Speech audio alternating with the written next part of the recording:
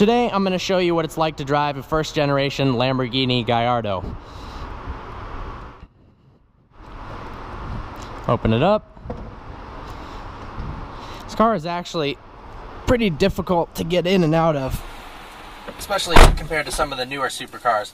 So it's got a turn key. Great startup noise on this.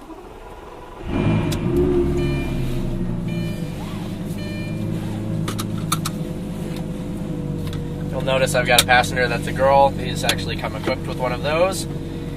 Always drive it in sport mode. The reason being is the e-gear transmission likes to go through clutches like nobody's business. When you put it in sport mode, the clutch engages faster, so it puts less stress and wear on it. It's kind of contrary to what you would think. But if you put it in normal mode or automatic, it just slips the clutch way too much. I'm in neutral right now. You pull the right paddle to put it in first gear, and off we go. So because this is a 2004, you'll notice that one, I have a tape deck right here, and two, kind of a crappy layout in terms of the dashboard area. The steering wheel is extremely tight.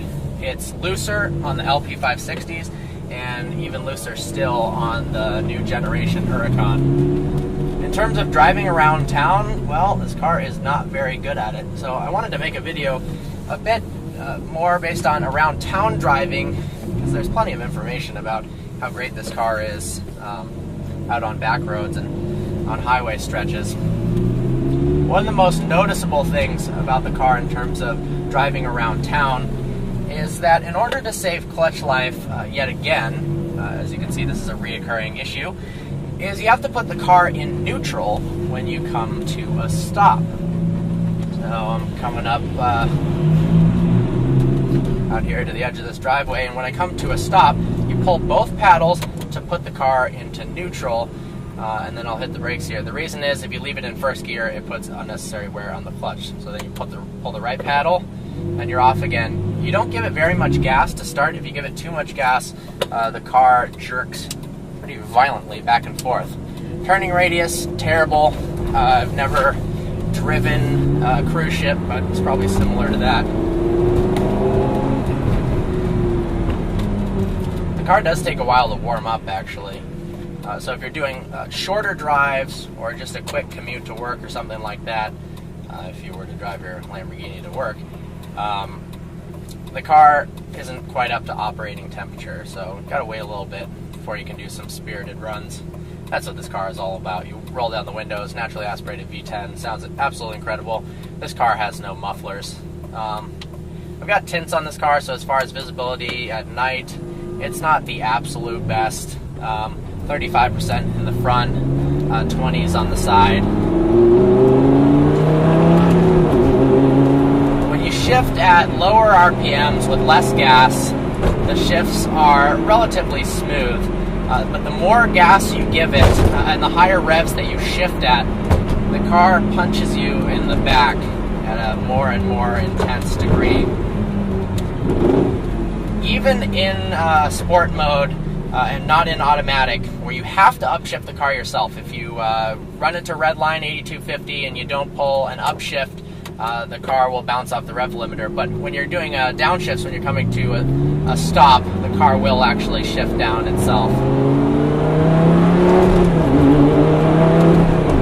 It's suggested by owners on the forum to shift at about 3,500 RPMs to get the most out of your clutch. A lot of people, the first generation clutches are pretty bad, so after they wear out, they'll go with a Kevlar clutch. It can take a lot more beating and lasts a lot more miles. Cruising on the road, the suspension is pretty hard, but I drive this car all the time, so you could daily drive it. The issue is the turning radius is terrible, and visibility isn't great because, well, it doesn't have a backup camera or any sort of sensors because it's an old car. Turn the radar on here. Got a Valentine 1 radar detector. Car is starting to get a little bit warmer. That was good timing. And I'm being passed by a cop. How funny is that? That right when I turned on my radar, the cop is right there. Alright, I'm going to mute that. if I pull up next to him at the stoplight, I'm probably going to rip this camera off my face, so he doesn't want to know what the hell I am doing.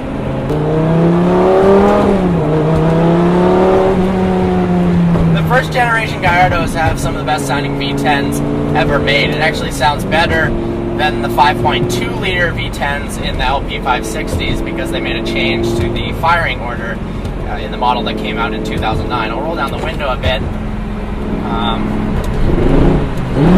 Now the gearing in this one, first gear is extremely tall, so I'm in first gear right now, 40 miles an hour, punch it.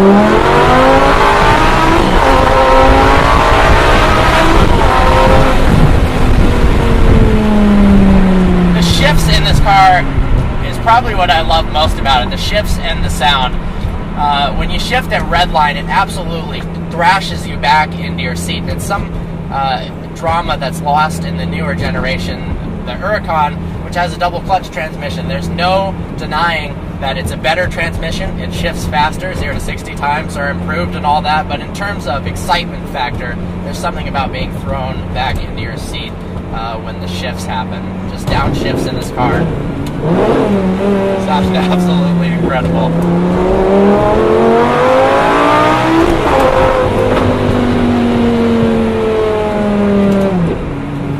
Now, it's a little bit colder out, it's 37 degrees, and my tires, I'll be honest, are at the end of their life.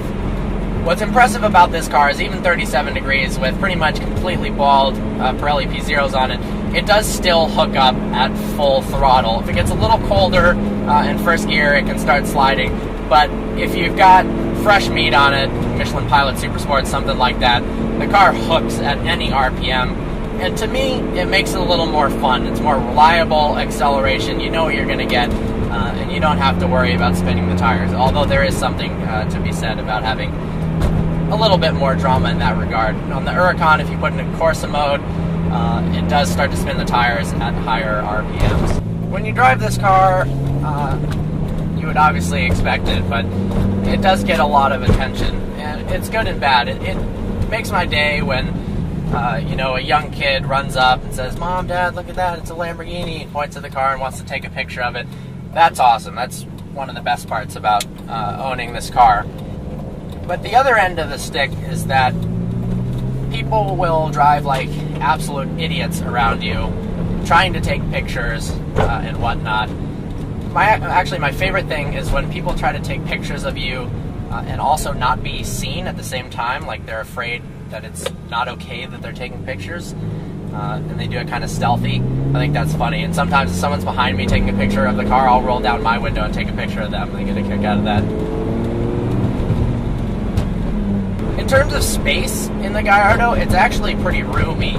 Eddie's 6'2", over 200 pounds, and he fits great in this car. The same cannot be said for a lot of supercars, so that's good. If you're a taller, bigger individual, you can fit in the car. Obviously, you know, you're getting over 6'6", something like that. It might be a bit of a stretch. A lot of people wonder about attention from police, whether this car is a cop magnet. Now, I don't want to eat my words here and get a ticket 5 seconds after I say this, but it seems to me that in a car like this, cops tend to leave you alone, and if they're going to do anything, it's more to take pictures or give you a thumbs up. I've had some of my friends get pulled over in supercars. I've never been pulled over in this car. I've never gotten a ticket in any car ever. But I've had some friends get pulled over in supercars, and the cop just wanted to tell them, "Hey, slow down, but by the way, can I get a picture of your car?" So it doesn't mean necessarily if you get this car, you're going to be getting speeding tickets left and right. I mean, I will say that obviously it's very fast, so in terms of accelerating all the time, it's tempting to want to do that. In terms of attention from like guys versus girls on the road, a lot of people think that if you buy a Lamborghini, you'll get infinite attention from girls, and that's not really the case. It mostly gets attention from guys, pretty much only guys. If you drive by a group of girls, the most likely reaction is either, number one, they don't care at all, really don't care at all, they don't even notice the car, or you get somebody flipping you off. You get the occasional girl who thinks it's cool, but few and far between. it seems like. Guys, anything from holy crap, that's the coolest thing I've ever seen, to I hate you, go die. So kind of the whole gamut of reactions. Well, I hope you enjoyed this video. I just wanted to give a perspective of what it's like driving it more in the around town area, less of back roads, and doing it at nighttime to give even further perspective. Hope you enjoyed this type of video. Like always, please browse our channel and subscribe. Look forward to seeing you next video.